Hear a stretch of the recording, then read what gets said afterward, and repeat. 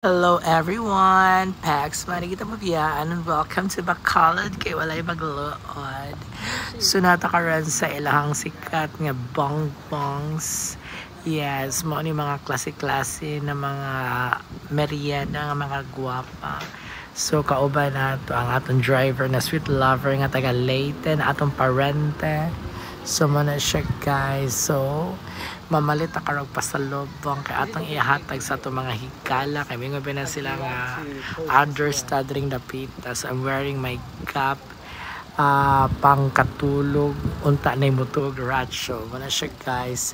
Bongbong, so di si Bongbong Mejia, di si Bongbong. So nasa sila klase-klase din ng mga dessert na pwerte yung baratuha compared sa mall, of course, kay direct.